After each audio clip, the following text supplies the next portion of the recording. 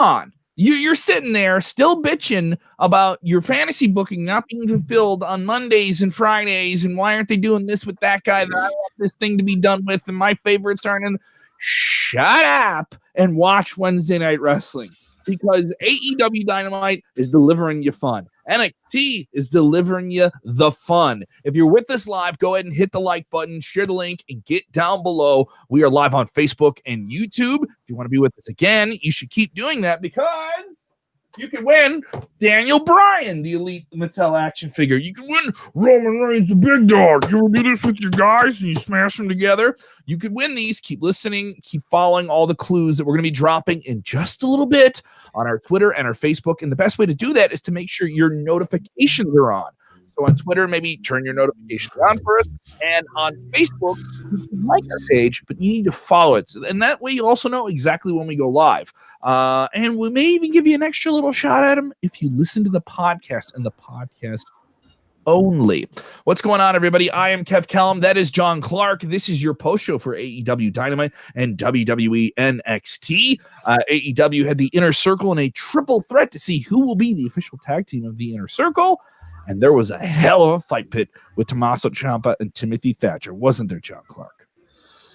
Oh, man, what a night. Definitely a lot of good action all around. Excited to dig in and talk about it here. A couple people already chiming in. Michael saying fight pit ruled. Michael saying also that NXT was better than AEW tonight. You're going to let us know what you guys think. We're going to take your 1 to 10 rating. One being you don't get the vaccine until 2023 and you missed 3 years of WrestleMania, or 10 being they gave you the vaccine and your whole family is going to WrestleMania. All right. So 1 to 10, that's what we want your rating. And don't rate the show you didn't watch. If you saw something, you didn't see the whole show, don't do that. All right. He's going to rate NXT. He watched NXT. I'm going to rate AEW. I caught the main event of NXT, and I saw some very, very big things out of it. Finn Balor and Kyle O'Reilly are going to tag team together next week. That's crazy. Yeah. We also have the main events for the upcoming Beach Break episode of AEW. So Wednesday nights are really, really crazy. But I also think it's worth noting that I don't think we should, once again, feel the Wednesday Night War competition is going to be that big of a thing, as the news cycle of the inauguration was pretty big. The last 3 Wednesdays, the real world has really hit Wednesday Night Wrestling, hasn't it? We had the presidential inauguration today in the United States, and there's like celebrations and different stuff they do on primetime TV later on in the day that I think will kind of pull people away from Wednesday Night Wrestling. Yeah, I got to say, I was definitely wrong last week. I mean, I know 2 weeks ago we had the riots, which we all knew were going to affect the ratings. Last week it was just the impeachment trial, and I thought, well, it won't really have an effect too much. Boy, did it ever have an effect, though. I was definitely wrong about that. Mm-hmm. I kind of want to double down this week and say the same thing, that ratings won't be affected too much, but this is, obviously an historic day, so they probably will be affected. While 2 weeks ago, AEW kind of suffered more with the ratings, last week it was NXT that suffered more with the ratings, so we'll have to see what happens this week. Definitely. And I could see things getting a little bit better. I mean, but you had some primetime stuff in terms of like celebrations and different network TV had the celebratory virtual concert and stuff like that. So I mean, you have plenty, and there was a bunch of big names on that. I know Bruce Springsteen, the Foo Fighters, John Legend. It's almost like the Grammys, sort of, so you're going up against like a big award show night type thing. That's never easy to do. There's always a, hey, why didn't you take wrestling off for the night? And honey, why can't we watch this? And vice versa. We're a guy or gal who's in the wrestling household. But continue to give us your ratings. We'll do AEW first because it's phonetic and it's alphabetical order. Show starts off with a birthday party for -1, Brody Lee Jr. It gets interrupted though by the Chaos Project. Do you know who the Chaos Project is, John Clark? That's okay. You don't know either. And I think some fans are still struggling to find out who they are. It is Luther, Japanese deathmatch legend Luther, and Serpentico. And this sets up a match that goes, it devolves, and, Hangman hits his music and that he doesn't like children. It was fine. It was simple stuff. It was fine. This leads to the Dark Order with Hangman Page, who's not yet joined the group, taking on Chaos Project and TH2. Bunch of different guys in the ring. Fine little opener. Nothing super fantastic. Enjoyed Colt getting his moment there. as well to kind of be spotlighted. Hangman has a hell of a fall-away slam, and they are victorious, the Dark Order, over these guys. An opening multi-man match on AEW. Oh, my God. It's almost like they have this formula where they're always doing big multi-man matches to open their show. But this is the first time they really open with a promo. Normally they open with a match. Enjoyed this. Dark Order victorious. They're still kind of like a fun, goofy group that wants Hangman to join. So will he join? They have the big screens. They have the confetti. The screens say he said yes. The confetti goes up in the air. They have champagne. But he doesn't say yes. He says no. And then he was in a group before, and he doesn't think it could work for him. And he grabs the booze and walks off all sullen and sad like he's Bruce Banner in the old 1970s The Hulk show. What do you think? Hangman says no to the Dark Order. I'm not surprised. I'm not sure if you were surprised by that, but I mean, I definitely didn't really find that to be too shocking. What about you? I didn't either. I mean, they've been teasing it for a while, but he could have said maybe, or I'll think about it, but they've been going after him for a while. So sometimes you just got to, for lack of a better phrase, get a shiz or get off the pot, right?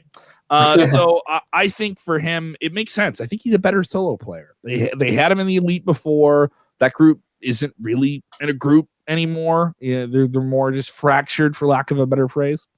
So I'm of the thought that it's better for him to be solo. It'll be interesting now if this is just another evolution of the story. Is he going to continue to fight them as a group? Are they going to continue to try and bring him in, even though he said no? We have Tony Schiavone introduces Sting. Sting comes out wearing the Brody Lee t-shirt with Darby Allin. The fans clap rhythmically. People liking the vibe there in Daly's Place. I do think the fans were a little bit louder tonight. It's not that I haven't heard them be quiet, but you only have like about less than 1,000 fans there. And this interrupts Taz, kind of making fun of them, says they're taking it to the streets and challenges them. Sting whispers in Darby's ear. Darby seems to accept it. Are we getting Sting in a match? Is this going to be a street fight between Darby Allin and Team Taz? Is that a way to get a 60-plus-year-old Stinger in the ring, a man who has different issues with his body that some people think should keep him out of the ring in general, and for 60-plus, right? And limited his career. He suffered that injury, that spinal stenosis injury inside WWE, and a great match. If you haven't seen that match, go back and watch that one with Seth Rollins some years ago. But once Sting came over to AEW, a lot of people concerned about him getting in the ring. Fine little promo segment, still feels special, but I like that they're saying, no, if Sting's going to be here, we're going to do something a little bit more with him. A street fight seems like a clever way to hide whatever those injuries could be. If they're going to do it, this has to be the way they do it. So from what we've seen recently, it does appear that is what they're building towards. Mm-hmm.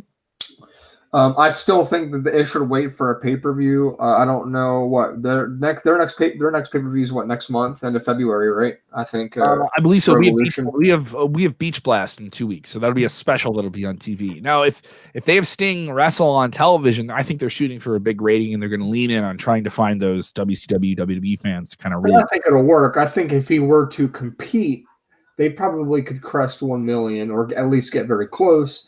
But like I said, I still think their pay-per-view numbers, selling-wise, aren't the greatest because of the price is fairly high for a. And you also have fans. Fans are conditioned to paying for a subscription service, and you get a pay-per-view. I think that would be a good selling point for a pay-per-view, though, is what I'm getting at. So, what do you think? If you're booking this match, do you put it on TV or do you put it on pay-per-view? I think they're gonna. I mean, part of me thinks they're gonna do it on television. It'll be something they'll build to through the entire night, and it'll be more of a segment than a flat-out match.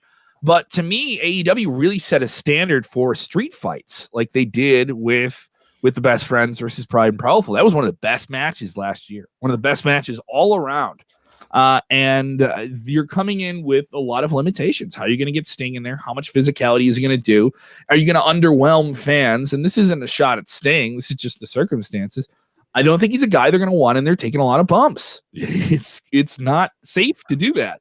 And you're going to try and do some things to work around that. If you try and do as much tricks as you can, or some people are going to say this is too much and I don't feel this. So it does put even more pressure on a match where you have guys that are ready to go. Now you have a guy who's ready to go, but XX, he can only do X, Y, and Z, or can't do ABC, he'll do, there's very select things he'll do right now because of the injury, and it's fine. And other people have done this and had great matches, but it does make it a little bit more challenging. And it does seem like they're going in the direction of a street fight, but maybe there's something else. Maybe this is a cinematic match, like a lot of people have speculated. But Sting is an attraction, attract viewers with him. I'm not opposed to them not doing this on pay-per-view if maybe this is just a segment with some physicality that builds up to a real match that also has some limitations. Or to me, this is very similar to the way WWE treats Goldberg, with the exception that Sting is kind of a regular full-time character now. However, you have to agree that in a match capacity, Goldberg and Sting are on similar levels with how they're being treated and booked. And I don't think people are willing to agree to that. For some reason, it's just, I don't know. They just think it's different, but you have to think that they're pretty similar, don't you? I mean, they're definitely similar in terms of appeal, but I mean, the entire perception of AEW is that it's as big as WWE, but not WWE. So they don't put as much pressure on. I don't think fans are as critical of AEW because it's just still so fresh and new in their minds, but still feels as big and relevant as what WWE is doing. So I just don't think people are nearly as critical of it. Perception creates reality, right?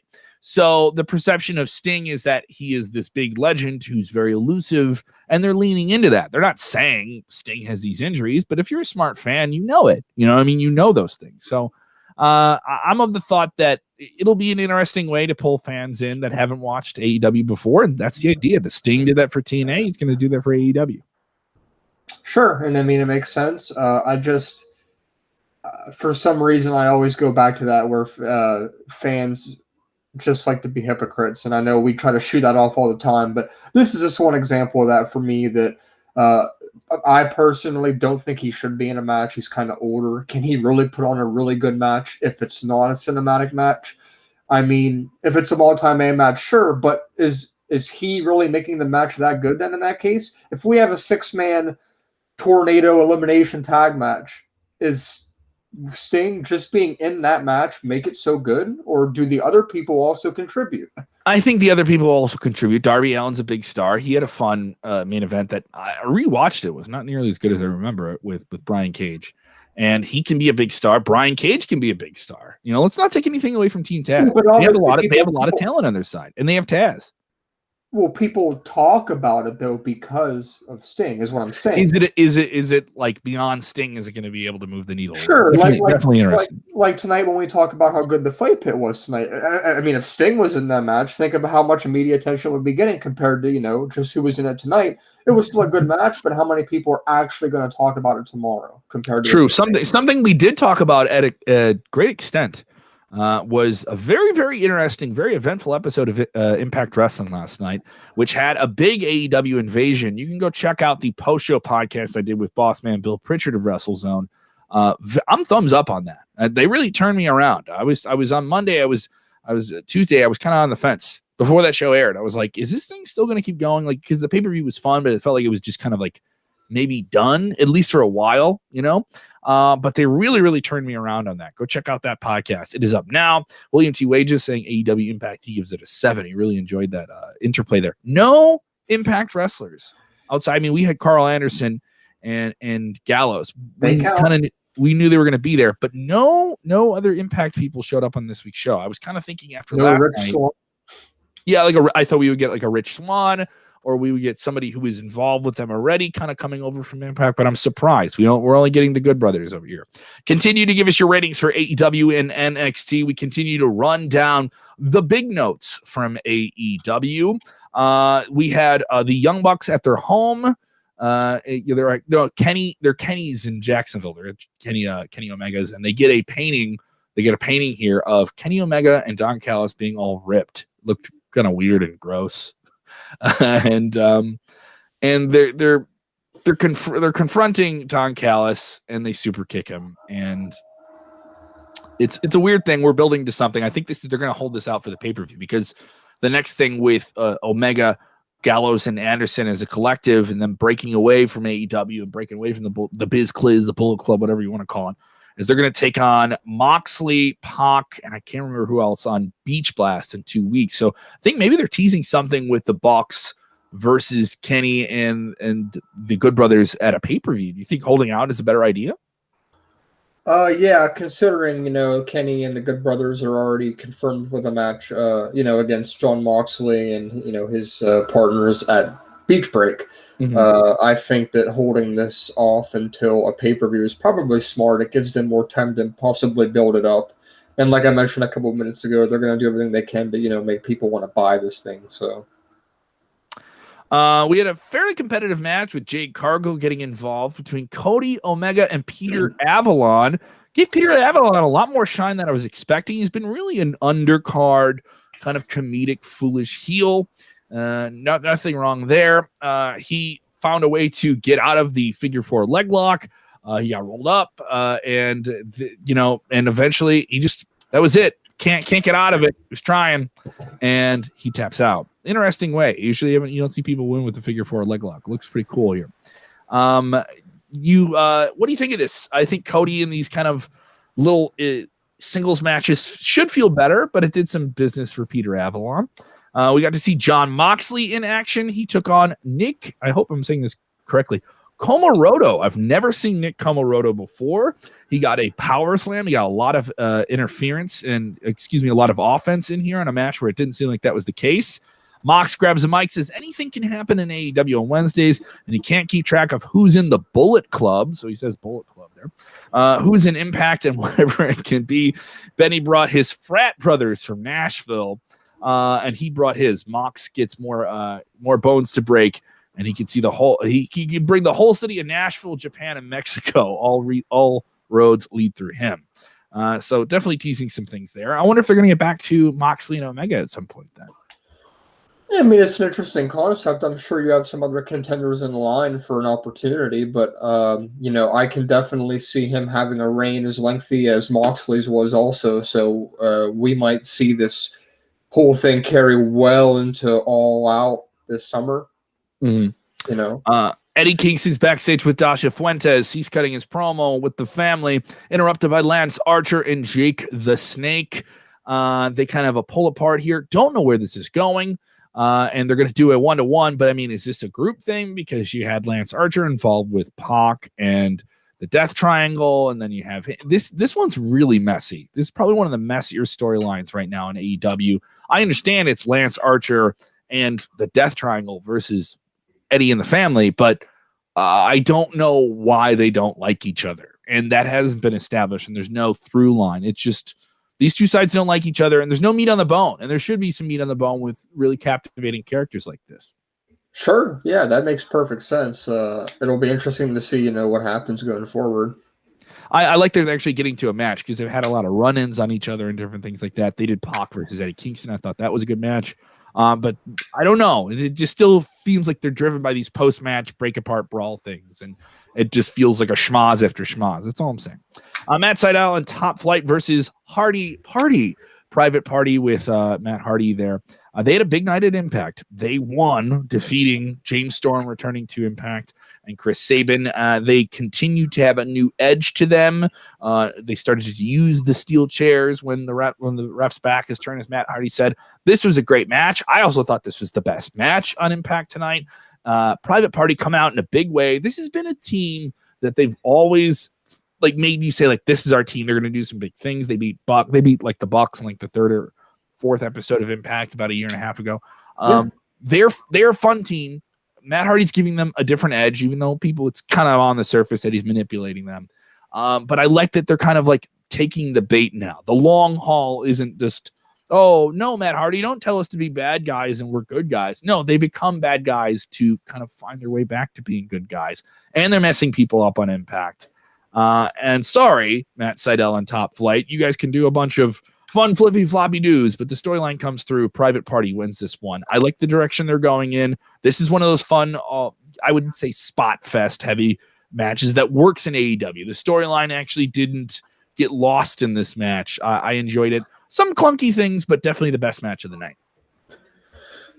Oh, you would know better than I would since I didn't get to see it, but the way that the match was laid out and the way that they're building a a meaningful story here. It's not just something that they're putting together, as we often see them do on Raw for WWE. Often they will just put a main event together that means nothing.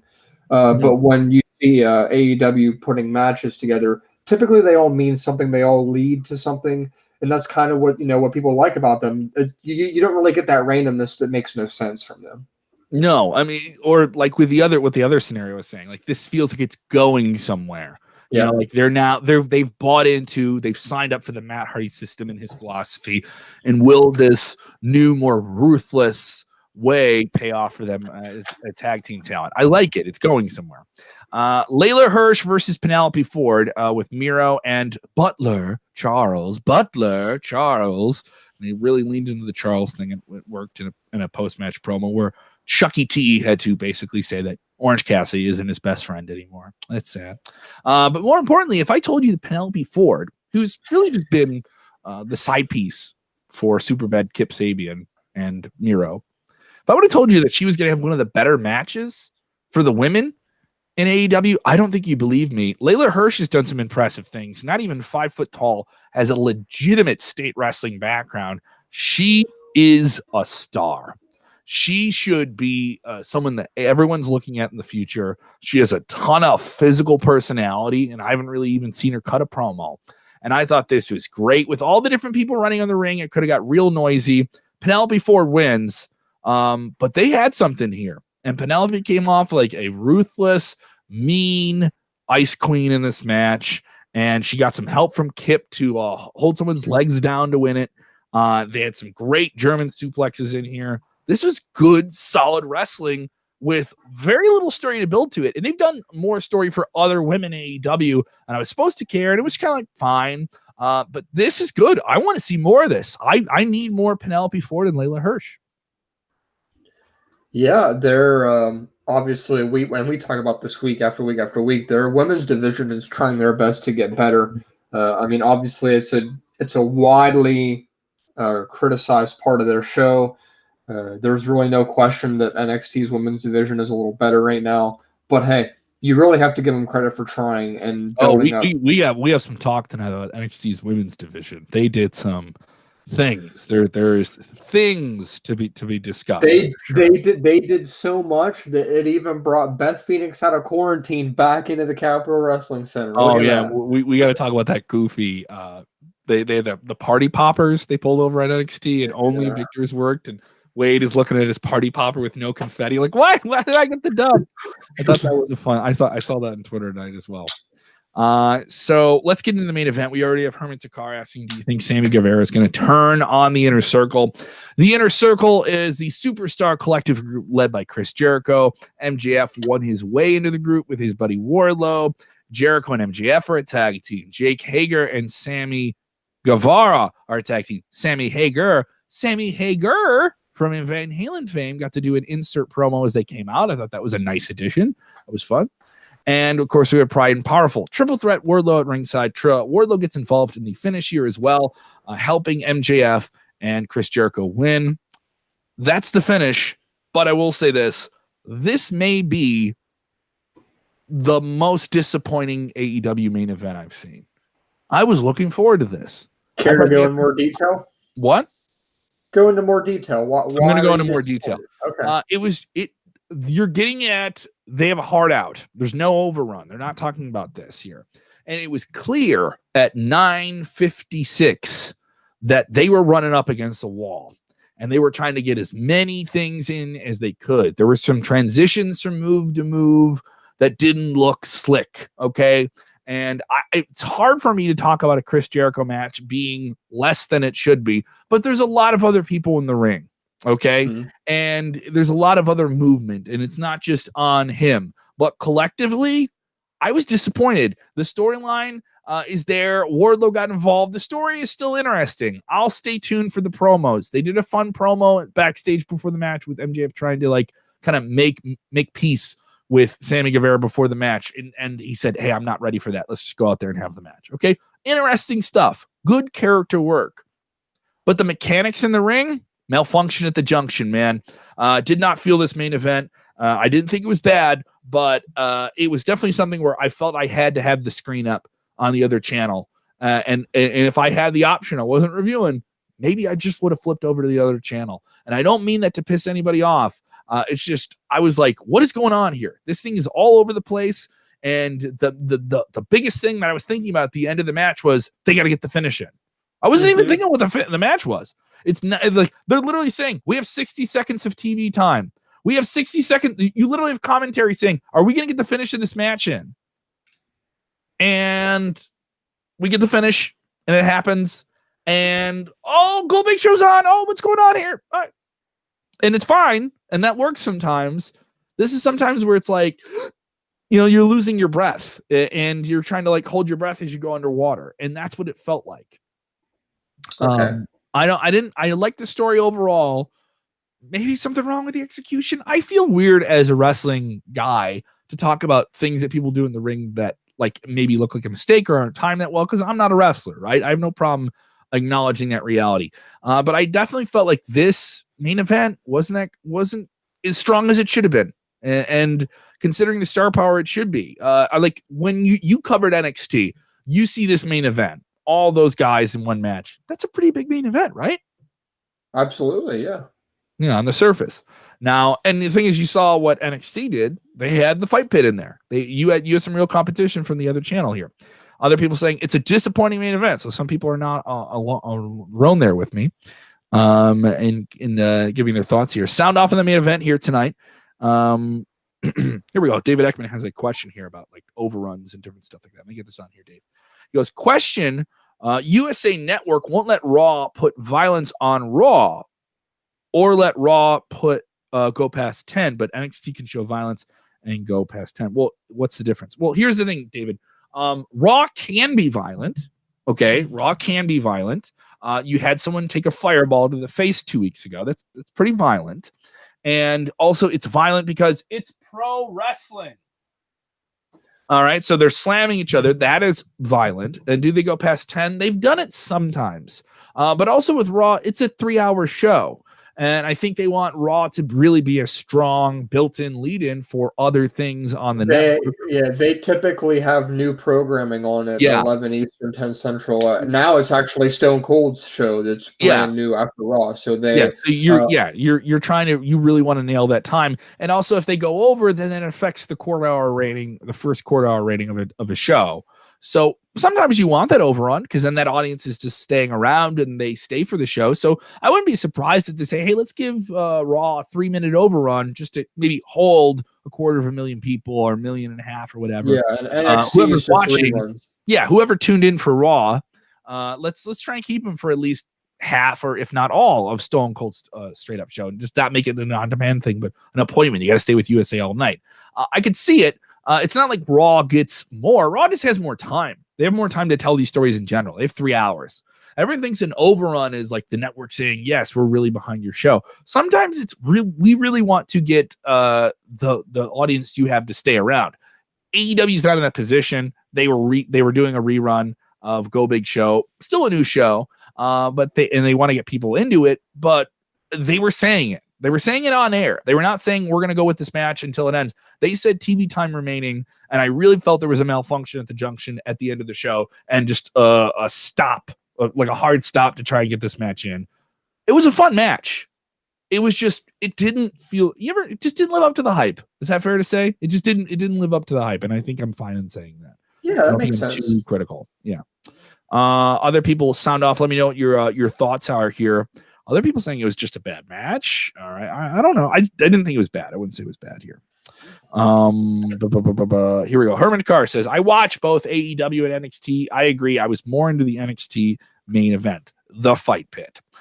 So why don't we get into that? I'll give you my rating now, though, for AEW Dynamite. Some good progression. I'm looking forward to Beach Blast. They have a lot of different things on the palette that I want to stay tuned for. I may not have liked everything on tonight's AEW Dynamite, but they got me on the hook, all right? And if the got you to want to watch more, it can't be that bad, right?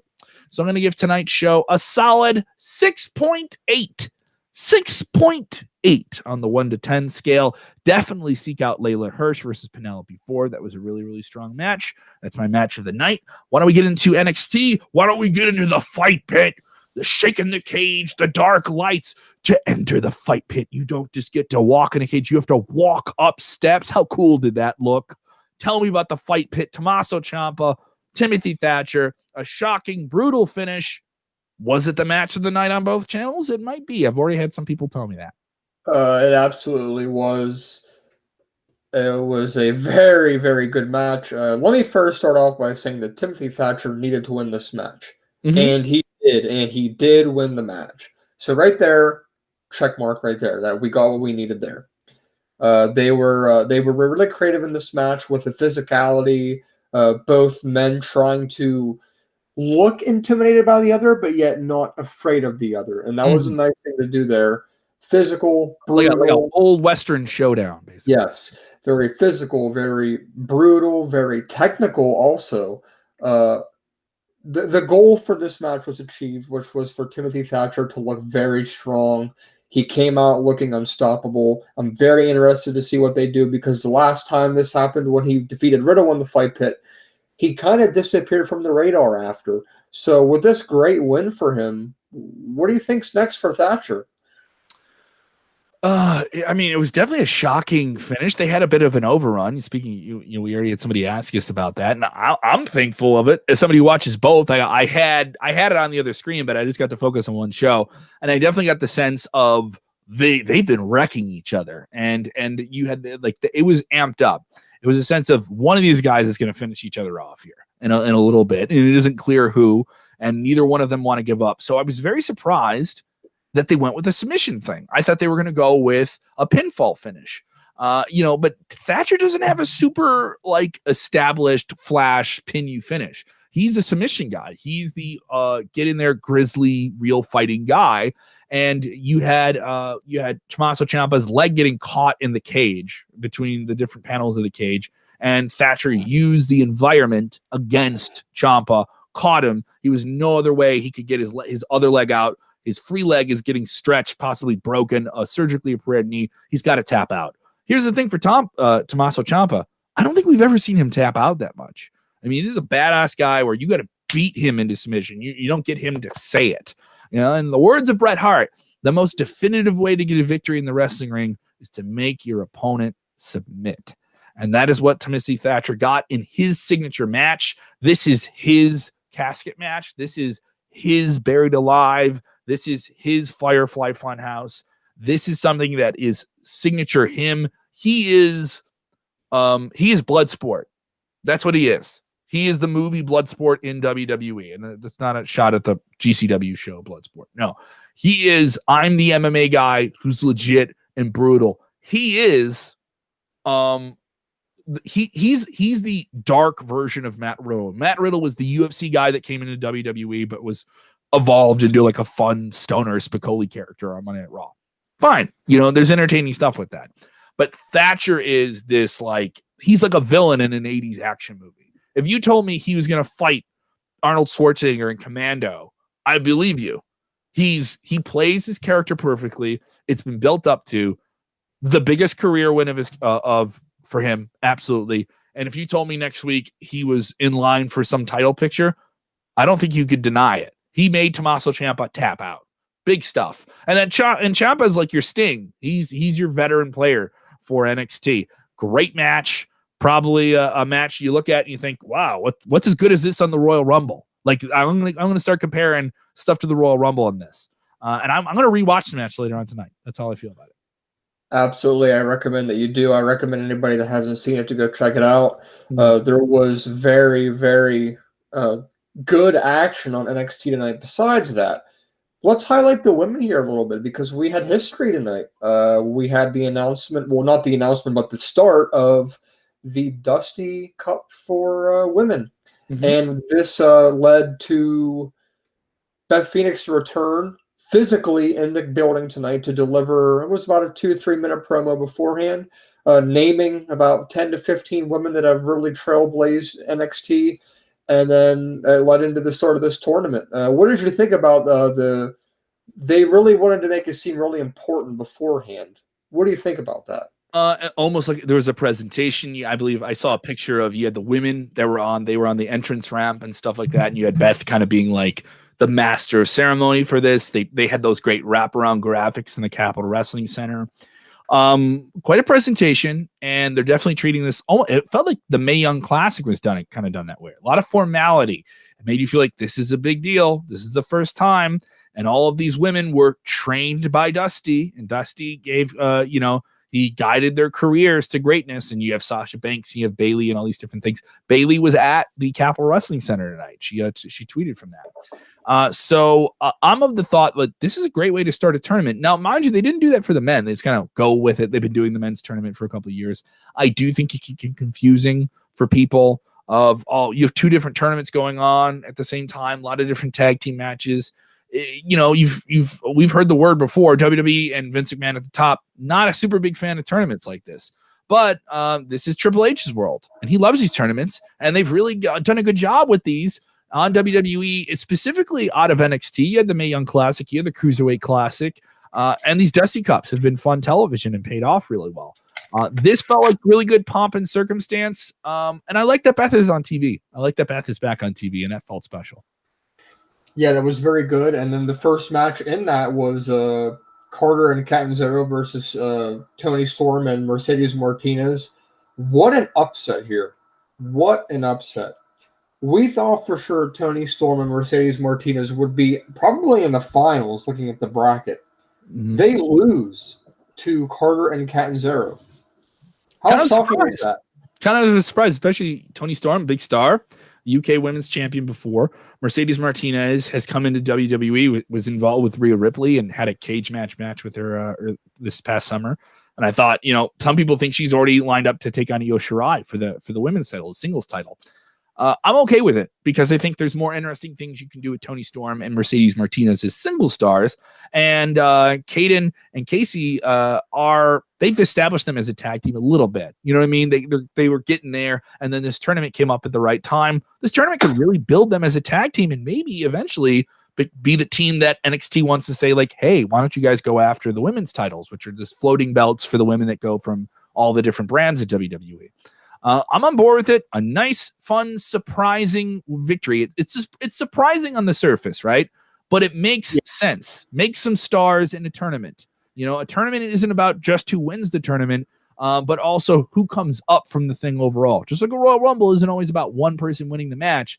This is about several matches bringing people up. Just like March Madness, you may not win the whole thing, but God damn it, you had a hell of a show and you went deep into the month, right?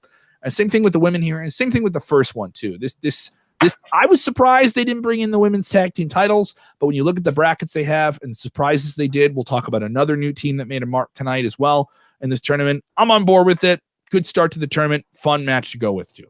So this officially, for me, is going to mean that Io Shirai and Mercedes Martinez are in line for a fight. Considering that Io Shirai was involved in some capacity in the match tonight, some may say that Io screwed them over for the win.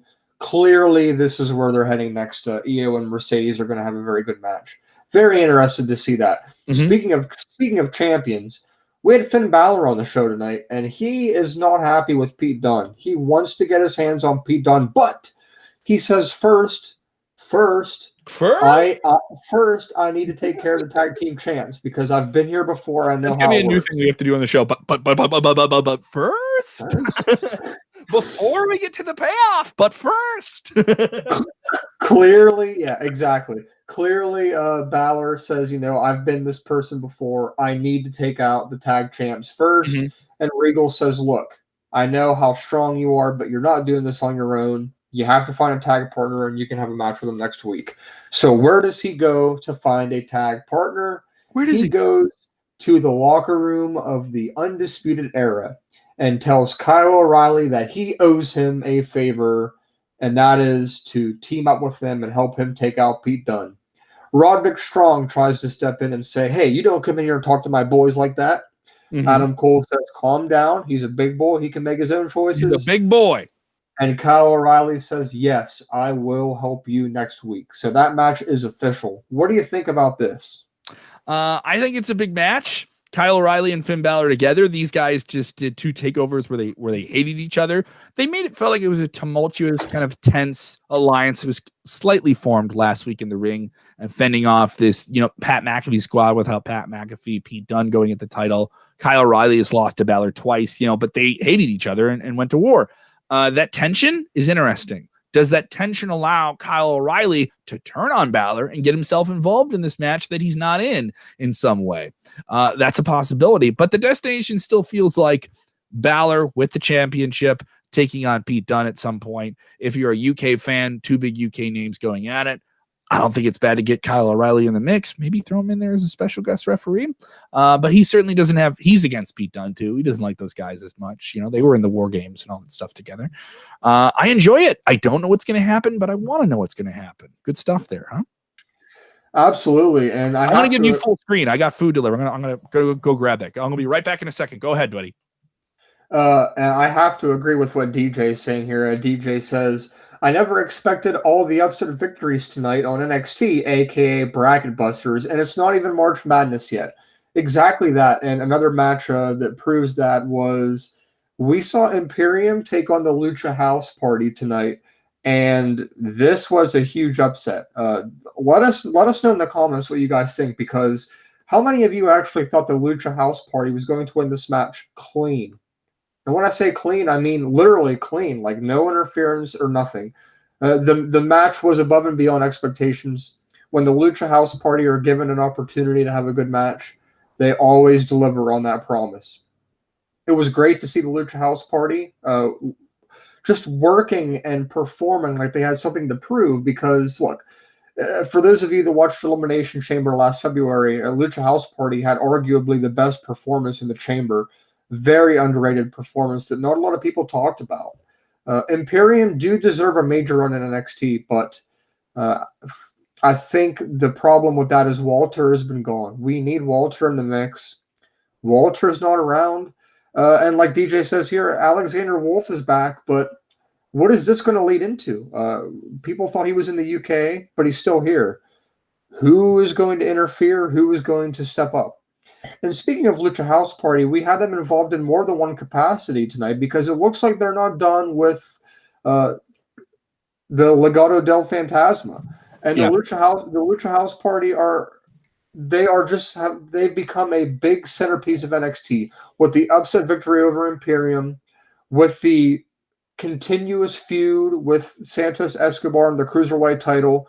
You can tell Triple H really sees value in the Lucha House Party. What do you think about Lucha House Party winning, upsetting Imperium, being a feature piece on NXT and Raw? They're on both shows right now. What do you think about that? I think they're a team that has, obviously showed they have the athleticism, and you have a veteran. People forget Grand Metalik is a veteran. This guy's been in the ring a long, long time. I do know they go with Lance Dorado as the kind of the talking piece of the crew, but I think he's an underrated guy too. He's been around a long, long time. He's a really good vetted pedigree on them. But the thing is, when WWE masked wrestlers get lost in the mix, if you're not like a big heavyweight masked wrestler, you're Kalisto. You got your distractions now too. It's all right. It happens, man. Luchadors get lost in the mix. Another luchador looks like another luchador, and WWE did the focus thing on Sin Cara before, and they brought in Rey Mysterio, and Rey Mysterio proved himself to be, he's above that. Rey Mysterio is a whole nother category, right? But we've seen this before, or if you're not a super special masked wrestler, you're just another guy with a mask, right? And it just kind of feels like noise. I feel they've been able to prove time and time again with their run on SmackDown, where they had great TV matches on SmackDown, where they had strong performances on Raw. Kalisto was U.S. champion too for a while. Yeah, and they've been able to do stuff, but I think Metalik and Dorado is their own thing. He's more special in this way. I think them as a tag team that gets a little bit of fire, get away from the lucha thing, dial it in, get a little bit more serious, just a little bit, not too much. And then also feature them with another prominent Latino team, a prominent Latino American character like Santos Escobar. I think it's a good thing, and I think it shows another thing that WWE has too that people forget about. They have a big, diverse superstar roster. And I think there's nothing wrong with embracing we have the best of every little thing. And they're a good team. And I think if you just give them a little bit of fire, just a little bit more salt on the steak, I would be on board. This is clearly the high-flying side of the bracket. What's interesting right now is we are getting Legado del Fantasma versus Lucha House Party in the quarterfinals of this bracket. And here's the interesting part about that. The winning team is 99% likely to face MSK in the semifinals. Imagine Lucha House Party versus MSK for a trip to the Dusty Finals. I mean, come on. They're all high flyers. That would all be high flyers, main event. I think you need a little bit more for. I know people love high flying matches, but you need a little bit more base in there. And maybe it's Legado del Fantasma that wins. True. I do think you need a heel in the finals, though. That's just my take. It feels a little more because then you have babyface. You got to have a little bit more edge in there too. Continuing to read your comments here. People talking about the fight pit. Love this one. Stick up for yourself. On YouTube text and says, grown men doing this bloody hell. Leave it to the experts. Anyone with a bloody camera these days think they've got a show. So what is that even referring to? I guess he's talking about the fight pit here. Damon Healer gives it a 9 out of 10 for NXT. He really liked it. He was a fan of it. Other people agreeing with him here.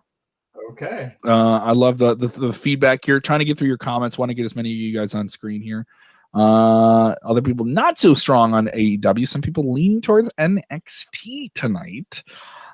Tell me about other things going on with NXT tonight so much. And another bracket buster upset was the fact that Kushida and Leon Ruff genuinely beat Johnny Gargano and Austin Theory. That was another huge surprise. Crazy. That's a lot of surprise. That's the thing about a tournament is you can do these surprises. And I also think if you have big established single stars and the idea of these tournaments, you're doing two at the same time, right? That's another thing. You're doing two at the same time. You got to do some interesting things with the booking. You got to do some surprising stuff. And they did two of those in one night. Was it too much? Do you think they maybe should have held off on a surprise thing next week? Because you're doing this for a couple weeks now.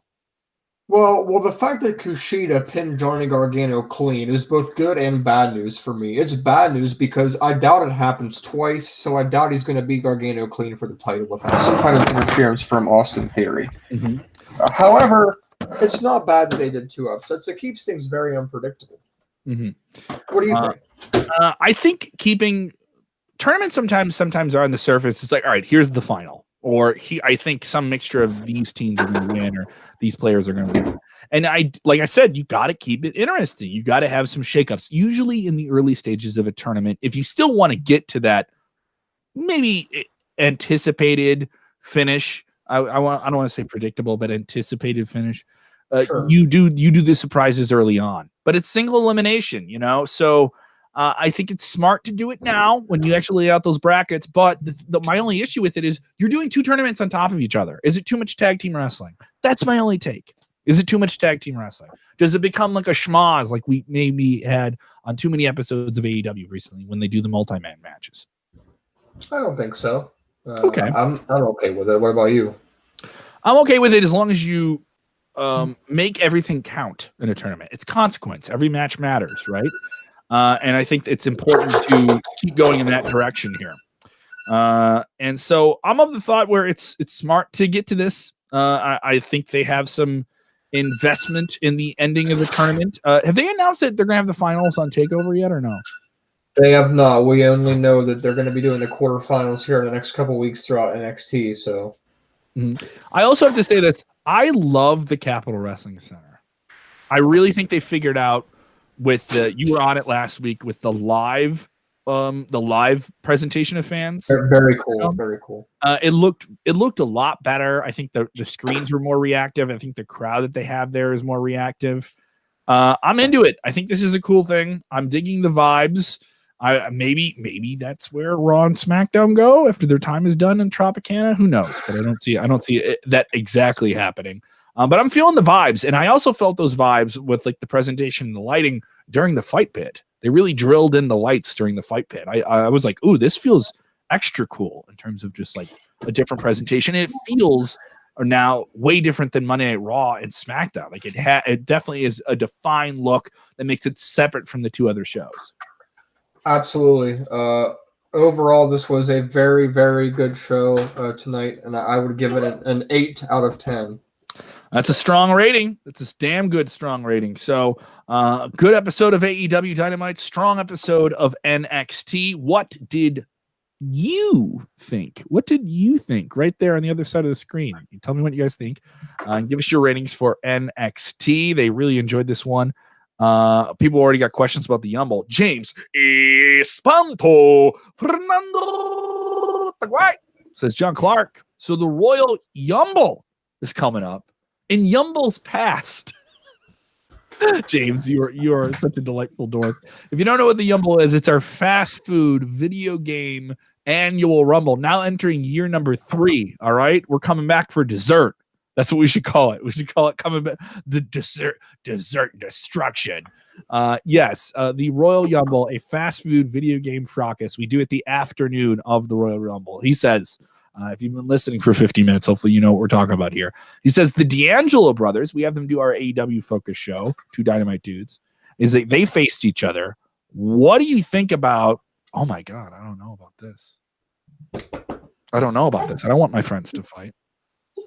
Robert DeFelice, you versus Robert DeFelice or Colin in the undercard of the Yumble. That we have you guys step from the real world.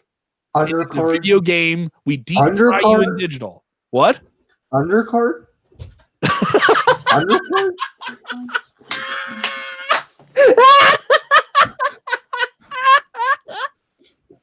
I mean, I come for main event money.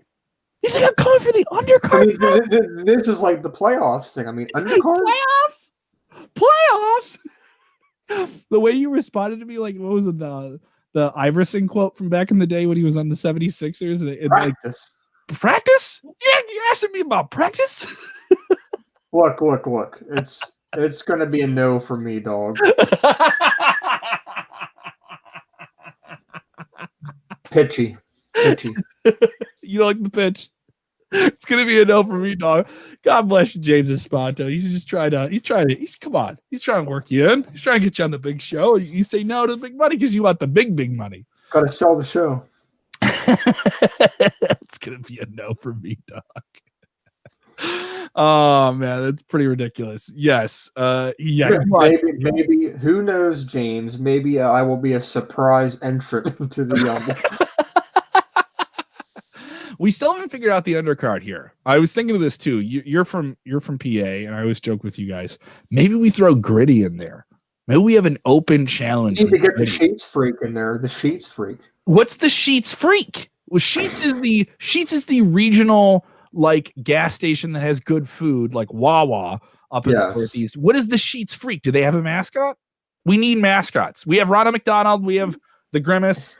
We got the Burger King. You know, you guys always see me eating fast food.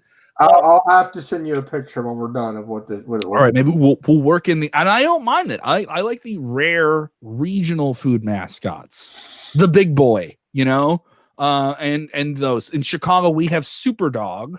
All right, and what they have on top of the Super Dog is a giant Tarzan hot dog and his Tarzan. This guy's got no chance. I can say that.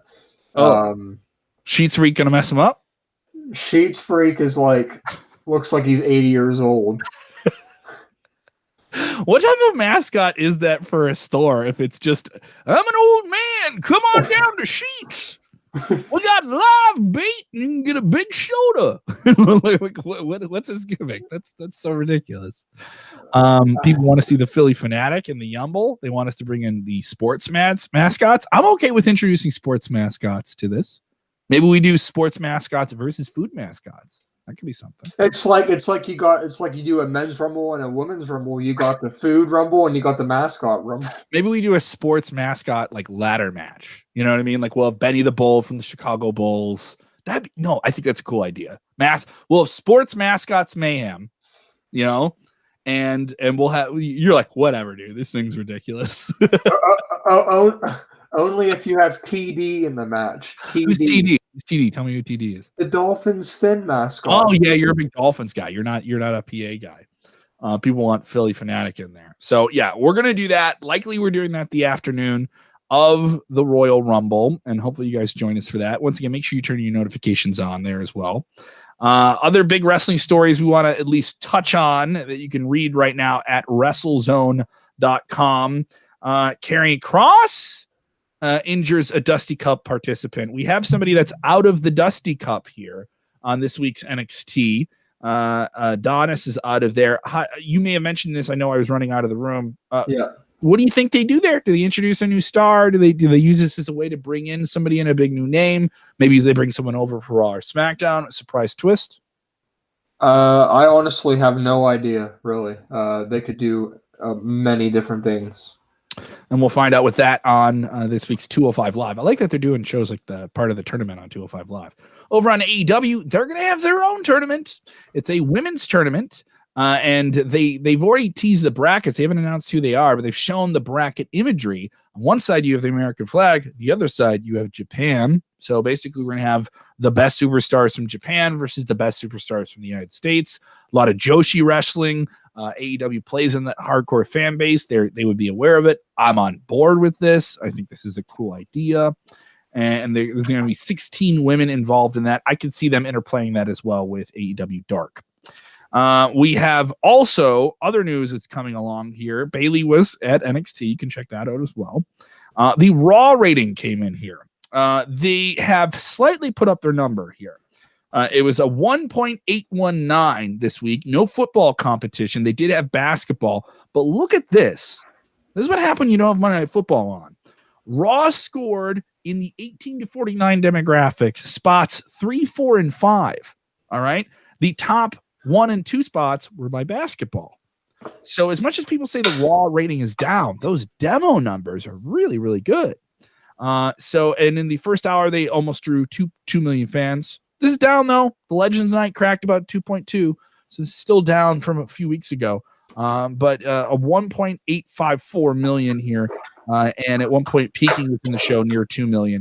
Not a bad take here. It wasn't a super great episode of Monday Night Raw, but what do you think of that rating number? I think it's okay. I think if they can keep it between 1.7 and that 2 range, they'll be just fine. I mean, they were 1.4, 1.5 for a while. That was getting a little bit dangerously low, but if they can maintain that, 1.8, 1.9, and SmackDown can retain the 2.1, 2.2, they'll be fine. WrestleMania. We've been talking about it. We got the big news this past Sunday during NBC. I can speak, dude. NBC presentation of football, and they announced the next 3 years of WrestleMania. This year, they will go back to Tampa, not LA. It'll be 2 nights at Raymond James. The year after, they'll be in Arlington, Texas, with WrestleMania 38. Then WrestleMania 39 will be at SoFi Stadium in LA, as it was supposed to be this year. So we were told they're going to sell tickets and safety precautions are there. But some are saying, well, they didn't say what WrestleMania they were talking about. It was just in a general statement. And we knew we've been expecting some announcement of WWE trying to get fans back in the arena in a real way, in a significant way. Stephanie McMahon on the most recent episode of TMZ Sports on FS1 says that WWE has plans to have an audience at WrestleMania 37. We're lucky, though, because the Super Bowl is our lead-in this year from Raymond James. So we're going to learn a lot from them logistically, which is smart. It is true. And we can't wait to come in for 2 nights and hopefully really rock that pirate ship. Yes, they do have the pirate ship at Raymond James Stadium. I'm thrilled and excited because hopefully this will be the first opportunity to have our fans back in attendance. That's the current plan. Of course, ticket information is not available yet because we're still trying to figure out all the different mechanizations. So this is still something they're working on, but definitely WWE taking the lead from the NFL. I know you follow your Dolphins. You've gone to some recent NFL games. Am I wrong? You went which last NFL game did you go to? Miami and Pittsburgh. Tell me about that experience. You're in a stadium. You obviously don't have a full stadium. People separate from each other. What are the pods like, and how much do you think they could play into WrestleMania coming up in April? So what doesn't make sense to me is they split people 6 feet in the rows, okay? But there's still somebody sitting directly in front of you and directly behind you because they like do the rows in a straight line. You know what I mean? You think they would checker them? Yes. So interesting also that we should note is how we did mention they were waiting on NFL to see about the Super Bowl with the logistics before tickets go on sale. Mhm. If you take a visit to StubHub right now, can you predict or can you tell me with a guess what the cheapest ticket is to the Super Bowl right now, price wise? Well, it's the Super Bowl. So, I mean, give me a number. Give me a number. What do you think? oh, I'm going to say not. I mean, for the cheapest one, you're saying for like the way up there The seats? nosebleed, yeah. God. Anywhere between $700 and $1,000. $8,000. Whoa! The cheapest ticket to the Super Bowl right now. Mind you, I don't follow the NFL nearly as close as They're they do. letting about 20,000 fans in. 20,000 fans. So I can see WWE doing that. You know, well, I don't think those tickets are going to sell for 8,000, but you get the point. They're going to be dramatically inflated on the secondary market. No, so if you don't get one when they go on sale, I wouldn't be surprised if WWE says even face level these tickets are going to be expensive. You know, because they haven't sold tickets in how long? You know, and it's WrestleMania. This isn't. Let me just say this. I don't think this is a situation where you're going to be able to buy tickets day of that are way up in the nosebleeds like I did. Don't be sold out. Yeah, at WrestleMania last year, I had a situation where I got scammed out of tickets, and it sucks, right? But we were still able to get nosebleed seats for like $70 the day of, right?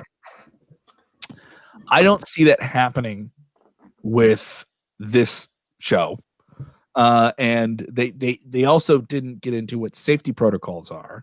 Do you know anything? You once again following the NFL, are they doing any safety protocols beyond? When you went, was there a temperature check? Where did they control where you could and couldn't go?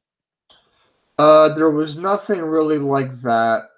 They did check your ID to match up with the tickets to make sure you were the one that originally purchased them to avoid the secondary market and stuff like that. But there's no enforcement of a COVID test or a vaccine or anything like that. It's more self-monitoring symptoms, which, if you have a ticket to the Super Bowl and you can't taste your food or you can't smell, the chances are that person's probably still going to go to the game anyway. So even though that it's self-monitoring, I mean, come on, it's true. I know, but just you bring that up scares me. So you're of the thought where it can be done. They can do this. Yes, and I am in favor of a soft opening after WrestleMania, like has been discussed. Start a small touring schedule for Raw and SmackDown, maybe in the Northeast, maybe in the Southeast. No, right after. I think wherever. If vaccinations are there, I don't see them being there because we're already so behind in the United States with vaccinations. We were supposed to have 20 million people vaccinated, at least in the healthcare industry. There's many more people in the health industry in the United States. We were supposed to have 20 million first responders, basically, vaccinated before the end of 2020. Give it some time. We're at 10 million. So we're way behind on it. I was of the thought if the vaccine rolled out really fast, that we were talking about a half full football stadium.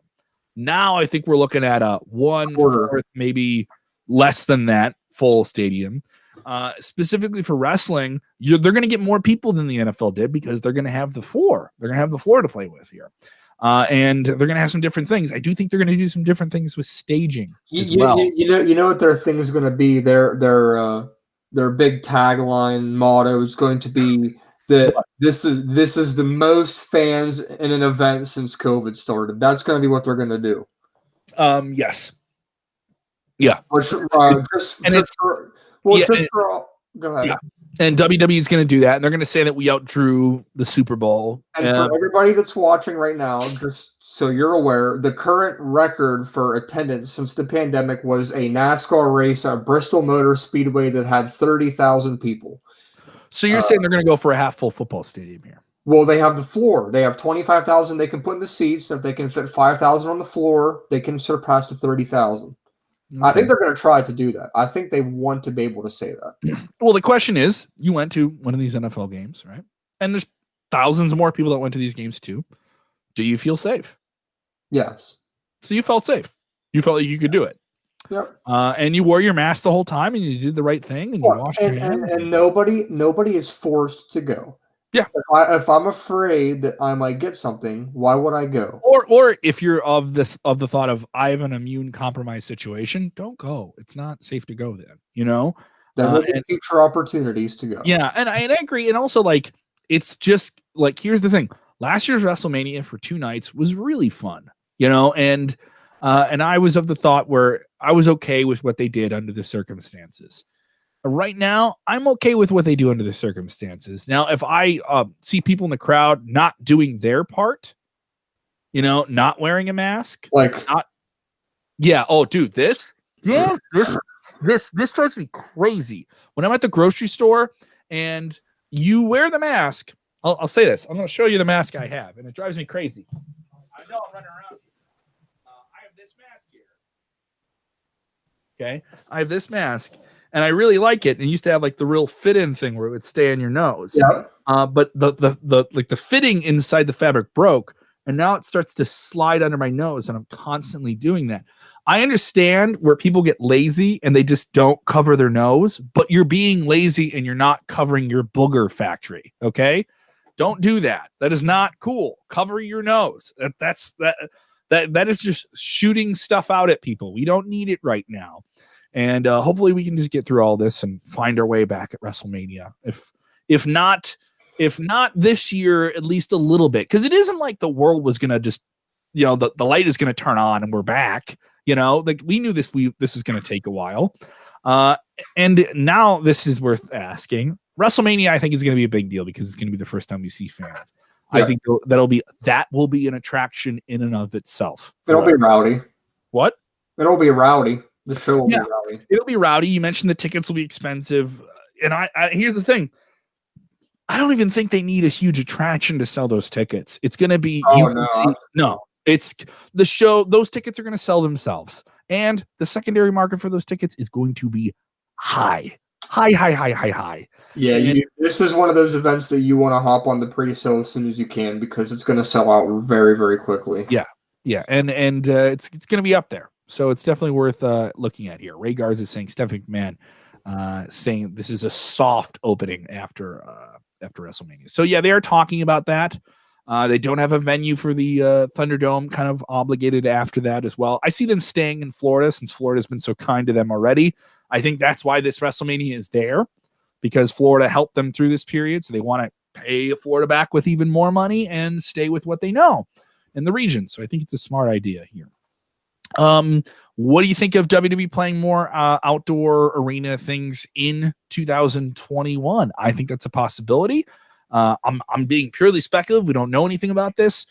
I think SummerSlam is going to be a bigger show than WrestleMania this year for this reason of they're going to be able to sell more tickets to it. It's going to be at the point, hopefully, in the year where we've started to get people back at events. I think those events at the end of 2021 that could maybe be in arenas if we have enough people vaccinated, hoping for that by then. Those are bigger events. Is it nice where WrestleMania is going to be, but are people already looking past it in the sense of when we can get back to really normal? Because this is that transitional period in between. I'm okay with it because it's just the circumstances. WWE is dealing with the circumstances just like everyone else. I think AEW All Out is going to be an awesome show too, because that's going to come in near the end of the summer, and they're hopefully going to be able to run an arena. I think this is good to have a level of transition back to normal. I could see them doing SummerSlam outdoor at a big stadium, but I honestly wouldn't really like the idea of them doing Raw and SmackDown from outdoor stadiums as well. I just don't think it's the same. They need to find themselves a daily center, man. That's what they need. Oh my God. They need to run an amphitheater. I mean, you run an amphitheater, you can just do what they're doing and have a crowd. I know you're thinking that stuff, but I still think you can do the Thunderdome stuff too. You can still do the interactive fan thing and figure it out. I do think Thunderdome will have, with that interactive virtual fan experience, I think you'll see some of that at WrestleMania. I think you'll see some of that at WrestleMania for sure. And there'll be a mixture of, live fans and virtual fan elements throughout the show. So I definitely think that'll be happening. We have all of that. Yes, I love this one here. Singh texting from Malaysia. Good morning to you. He says, real normal will be in 2025. Oh man, don't do that to me. I can't wait that long 5 years from now? But with vaccinations getting around the world, it's true. It could take a while to get it out there. With all that talk, we hope you are staying safe. We hope you are covering your nose and your mouth and keeping an eye on yourself, because we want to see you at the matches. And as we sign off here, follow John Clark on the Twitter machine at John Clark. John R. Clark 12. Get it right, dog. All right. Main event. He wants that main event Twitter push. At John R. Clark 12. You can follow me at Kev Kellum. Have you not done it yet? Keep following, by the way. You guys can win those action figures. Daniel Bryan, maybe he wins the Royal Rumble. Maybe he comes in and rumbles up your house. Okay. Keep an eye on our Twitter at WrestleZone.com and our Facebook as well. Make sure your notifications are on so you know when we go live. And remember, when watching wrestling, please do this one most important thing, which is what?